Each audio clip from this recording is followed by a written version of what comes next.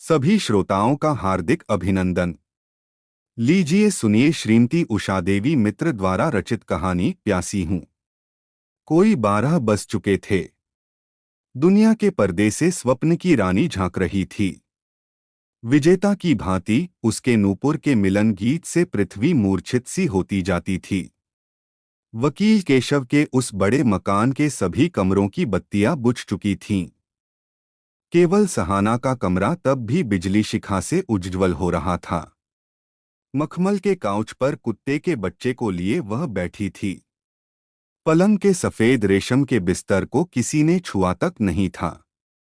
गुलदस्तों के फूलों की मीठी सुगंध से कमरे की हवा व्याकुल हो रही थी।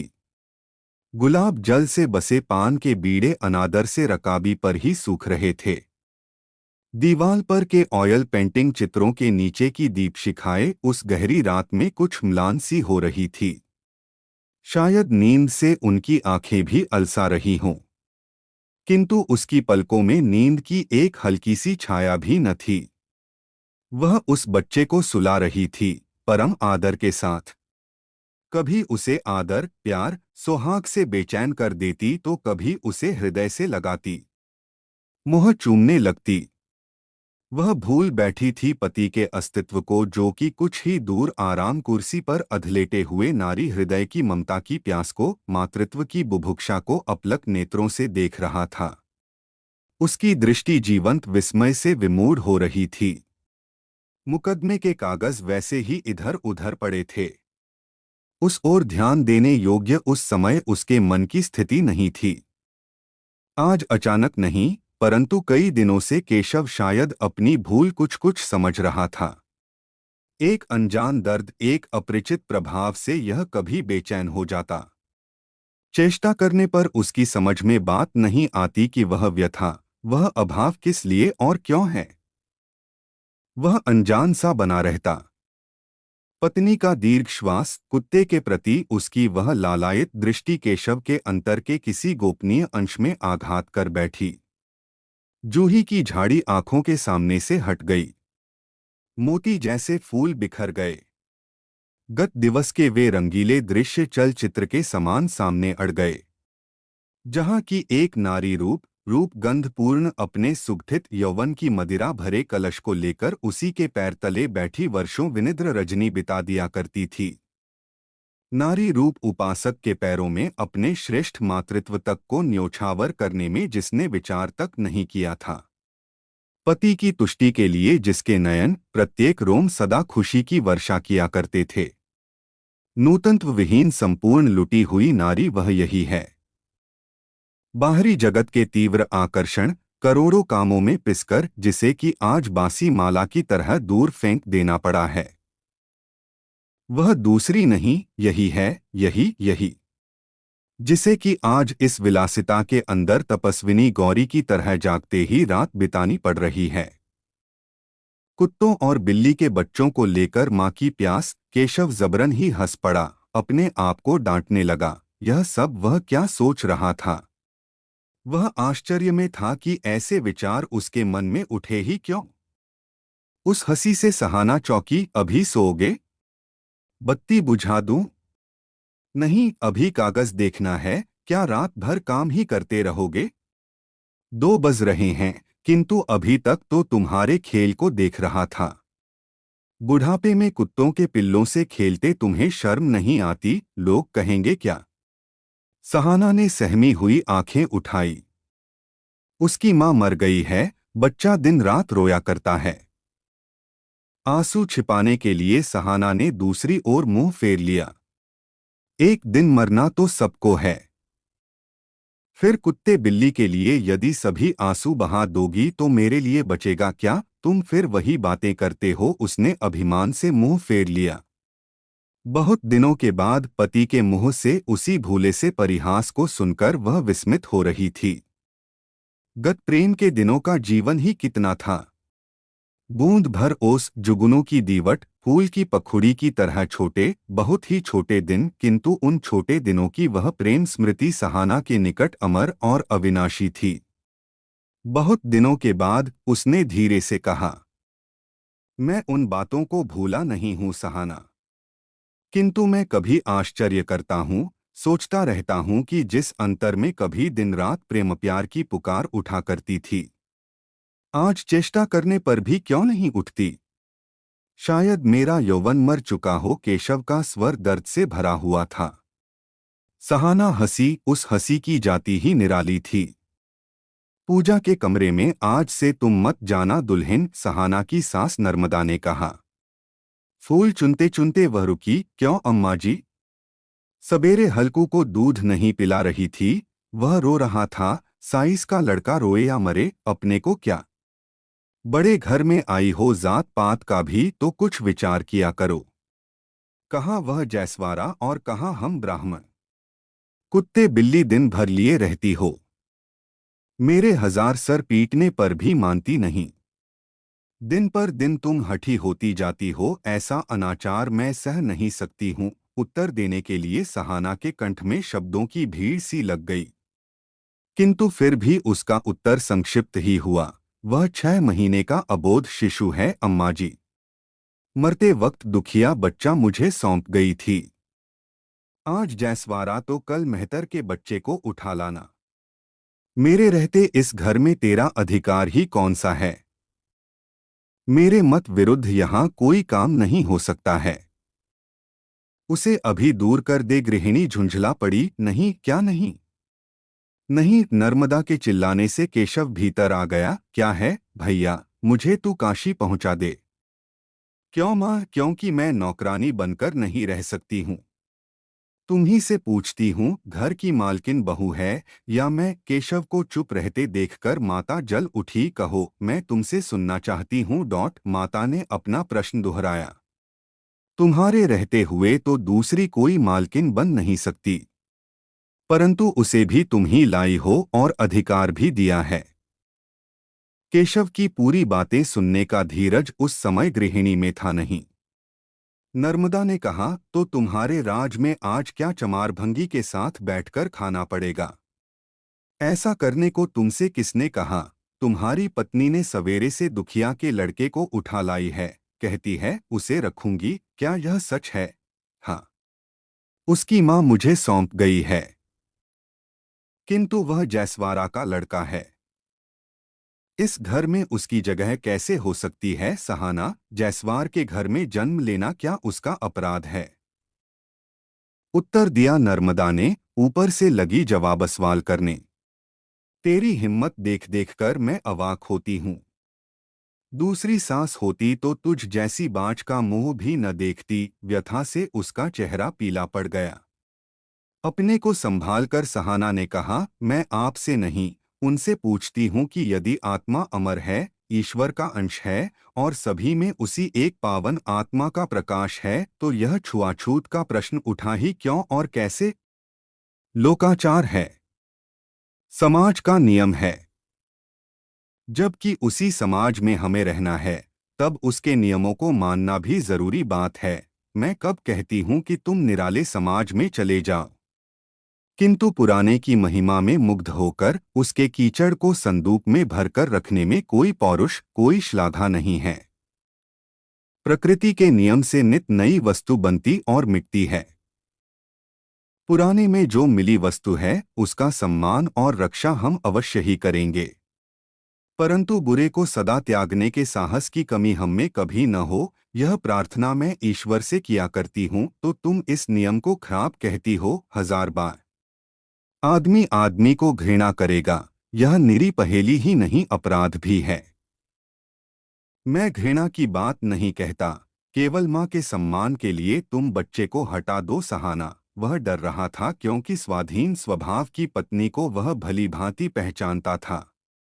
नहीं। कुछ देर सोचने के बाद उसने कहा, नहीं, यह असंभव है।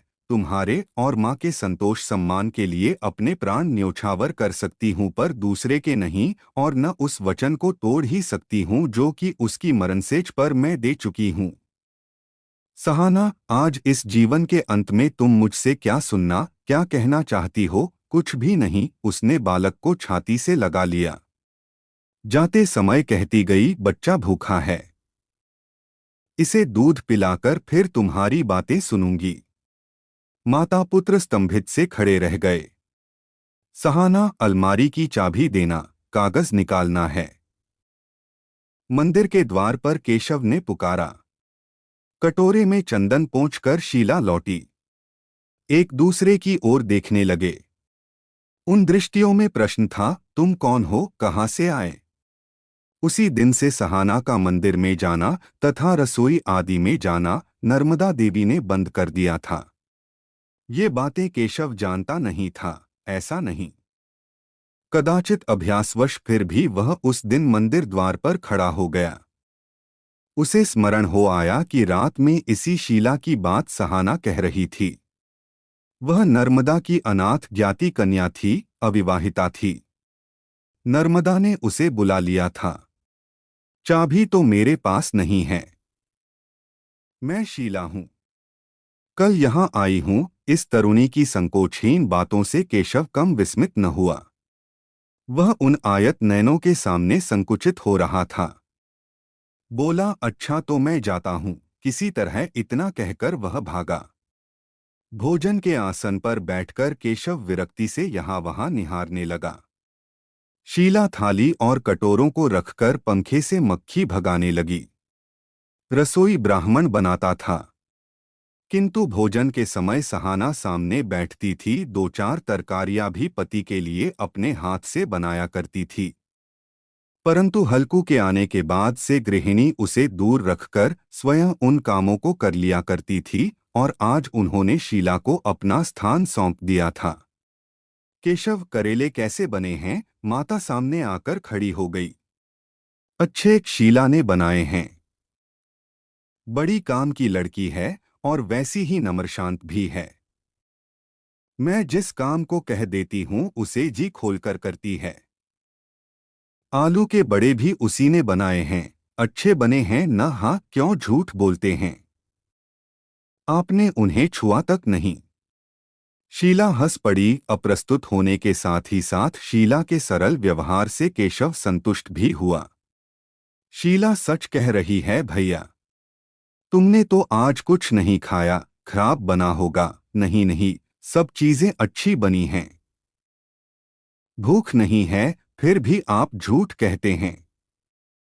मैं कहती हूँ मौसी, भौजी को बुला लो, अभी ये भरपेट भोजन कर लेंगे। इस तरुणी की मुंह पर सच कहने की शक्ति को देखकर केशव मन में उसकी प्रशंसा करने लगा।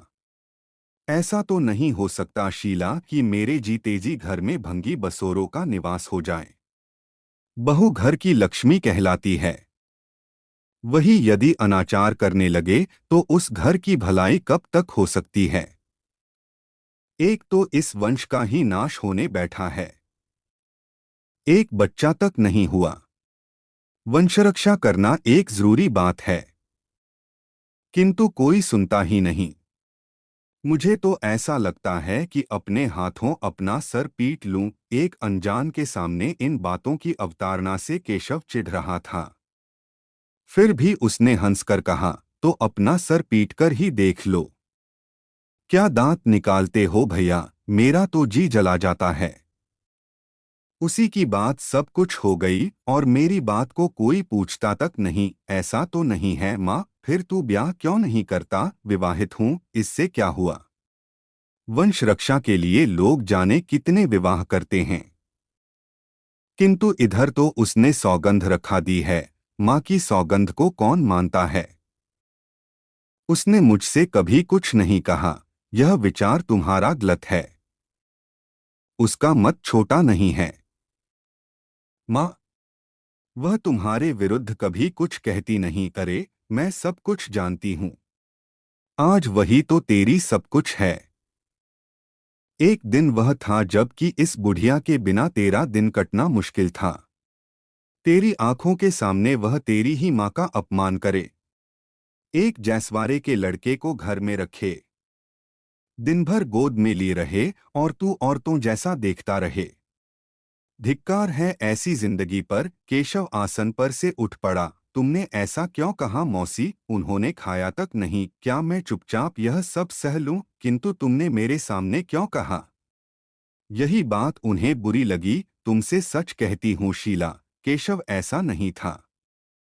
बहू ने उस पर जादू किया है। इस बार शीला अपनी हंसी न रोक सकी। वह हंसते हंसते लौटने लगी। तू हंसती क्यों है? इसमें हंसने की कौन सी बात है? तुम अंधेर करती हो मौसी, भला जादू भी कोई चीज है। फिर भौजी के लिए तो ऐसे विचार भी नहीं उठ सकते।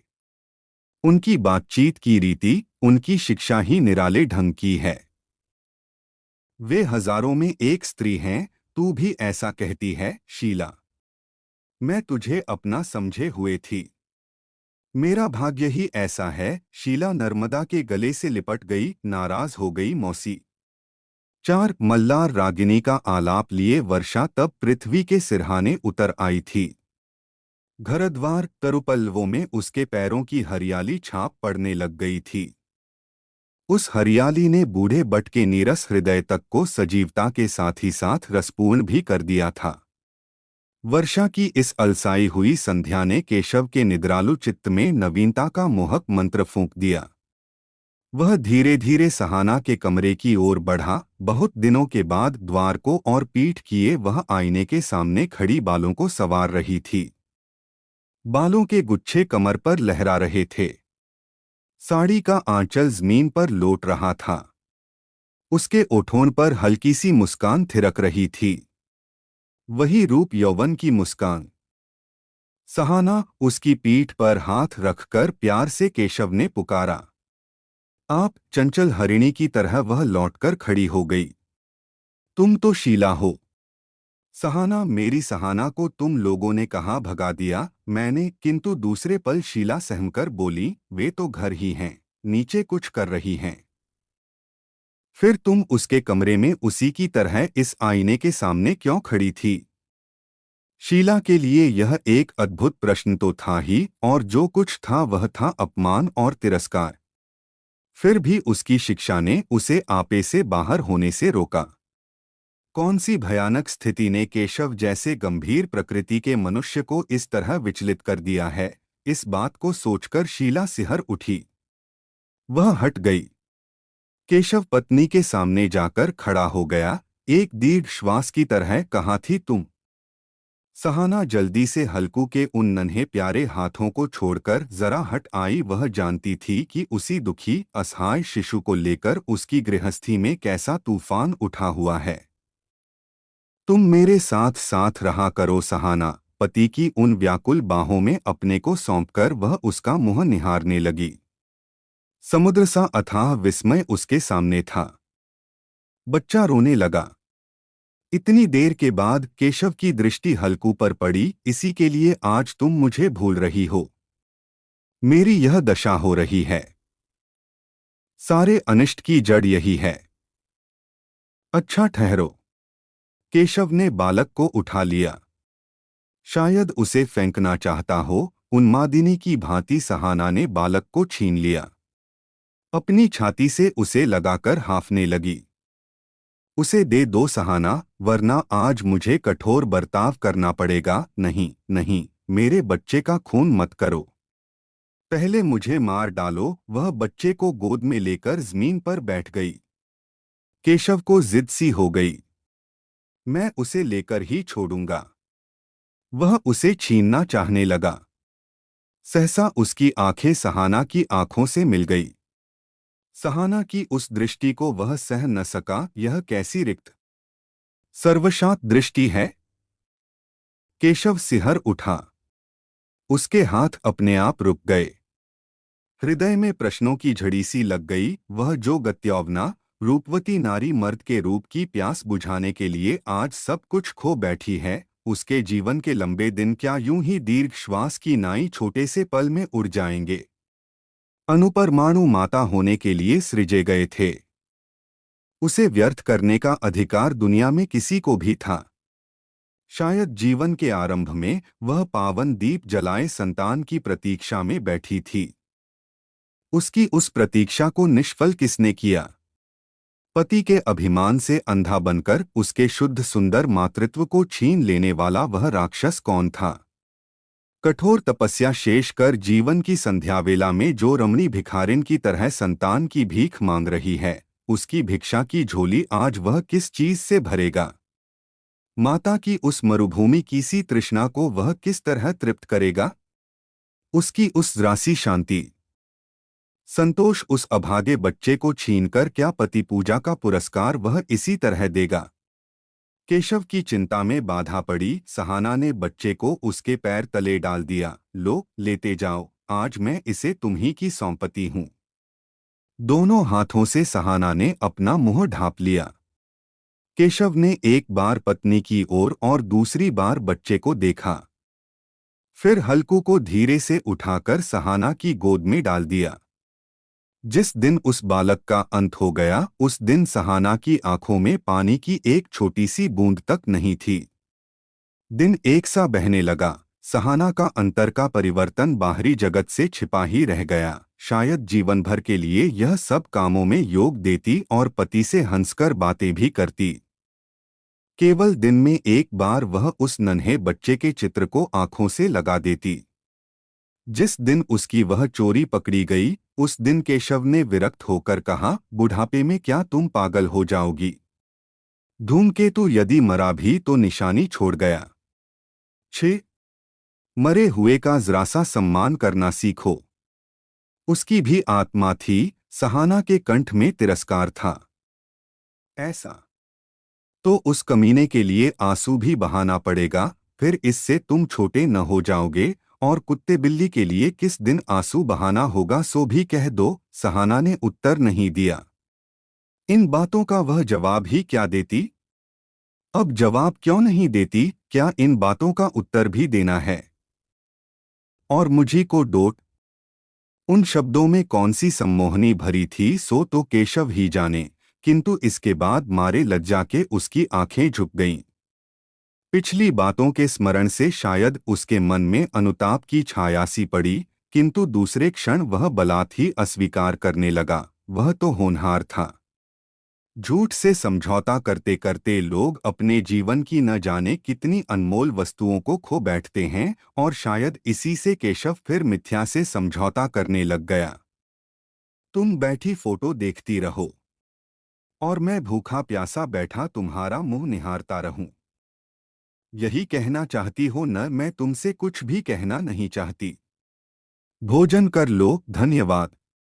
इतनी देर के बाद याद तो आया, वह कह सकती थी कि आजकल भोजन छूने का अधिकार उसे नहीं है। कह सकती थी अब उसके बदले शीला उन कामों को किया करती है।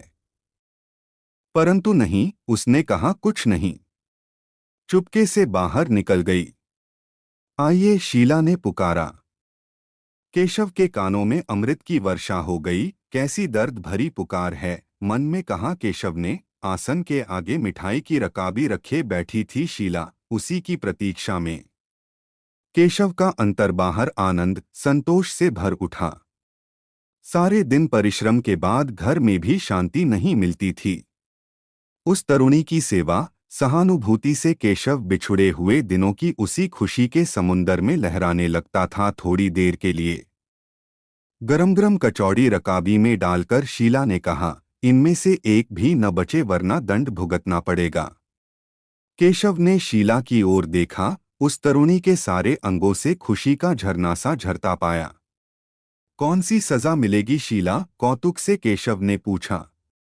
फिर इतनी ही कचौड़ियां और खानी पड़ेंगी। यदि न खा सकूं तो इसी तरह रात भर बैठे रहना पड़ेगा। तुम मेरे सामने रहोगी न शीला? जाइए। ये मीठे शब्द बहुत ही मीठे ढंग से कहे गए। केशव चौंक पड़ा और उसके बाद वह एकदम उठकर भागा चोर की तरह। आकुल विस्मय से शीला उसे निहारती ही रह गई। सहाना ने धीरे से पति के सिर पर हाथ फेरा, पूछा, इस समय तुम सोए क्यों? जी खराब तो नहीं है?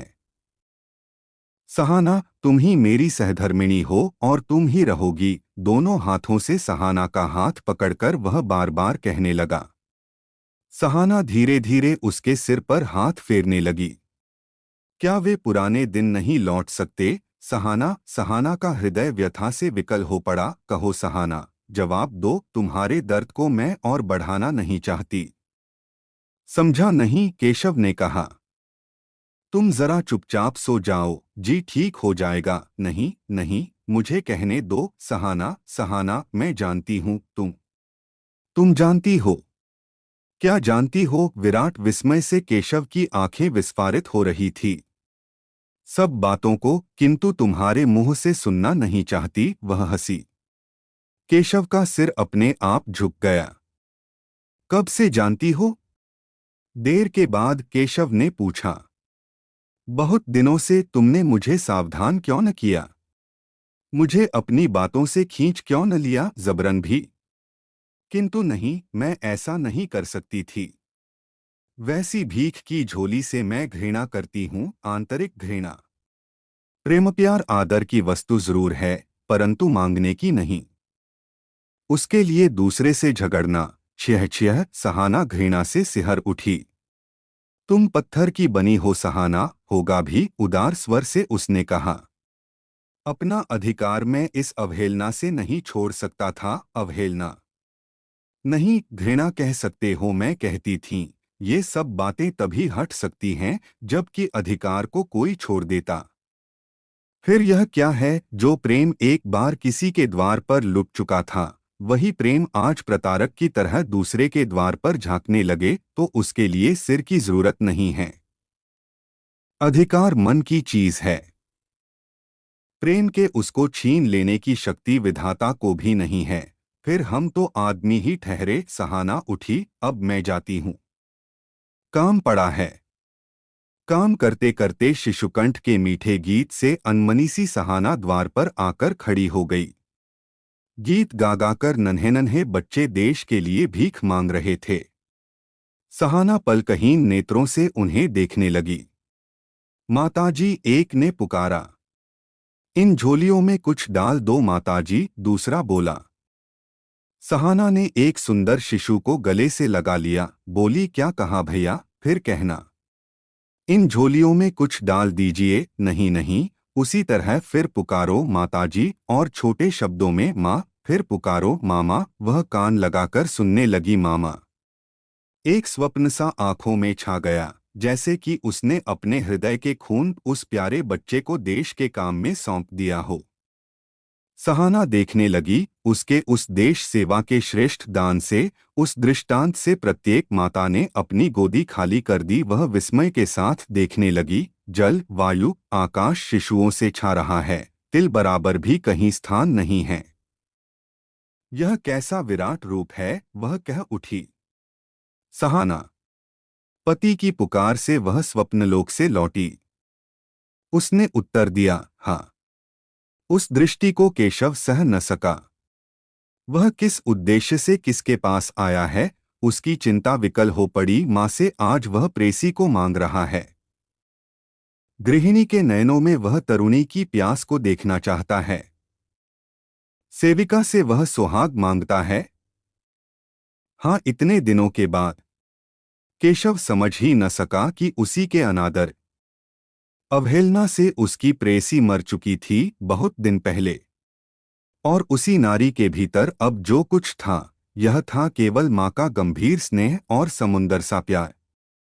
कुछ विचारता हुआ केशव शीला के निकट आकर खड़ा हो गया। आइए। भूख लगी है क्या? नदी के से तरल स्वर से उसने पूछा। केशव मुग्ध विस्मय से उसे निहारने लगा। और दृष्टि के आगे शीला खिलखिला पड़ी। मैं तुम्ही को ढूंढ रहा था शीला। केशव का स्वर मृदु था। नर्मदा ने पुकारा, भैया जरा सुन जाना। रात में सहाना ने केशव के कागजों को हटाकर किसी प्रकार की भूमिका के बिना ही कहा, शादी के लिए और तैयारियां तो मैंने कर ली हैं, केवल गहने तुम बनवा देना। किसकी शादी? शीला की। वर कहाँ मिला? उसका कंठ काँप रहा था। कुछ देर तक पति के मुंह की ओर देखकर सहाना ने उत्तर दिया, वह घर ही में है। और मैंने उसे नहीं देखा। मैंने जब देखा है तब तुम भी देख चुके हो, यानी तुम हो मैं। वह पीछे हटा। हाँ, तुम।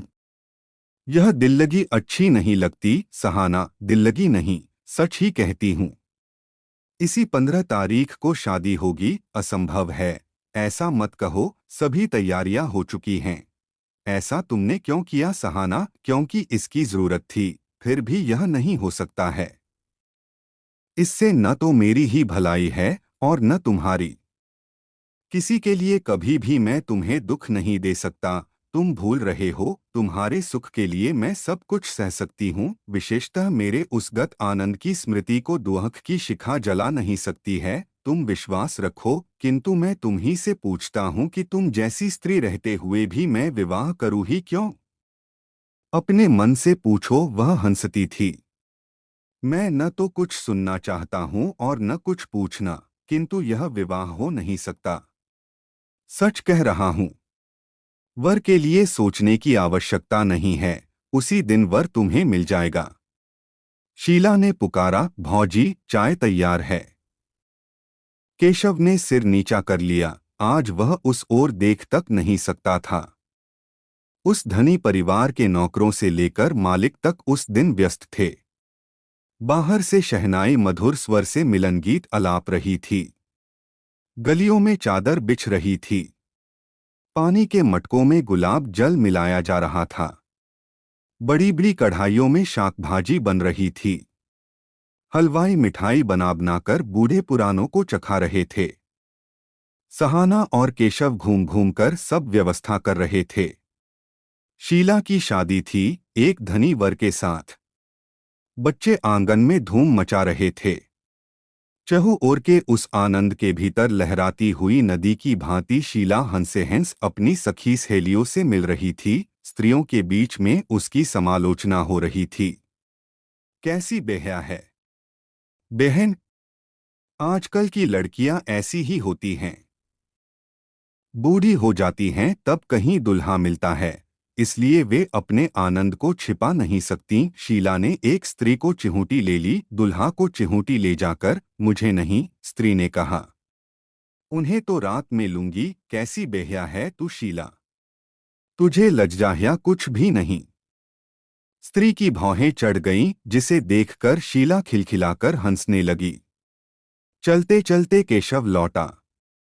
पल भर के लिए उस खुशी की दिवाली की ओर उसने देखा, फिर काम में डूब सा गया। केवल सहाना उस हंसी को सुनकर सिहर उठी।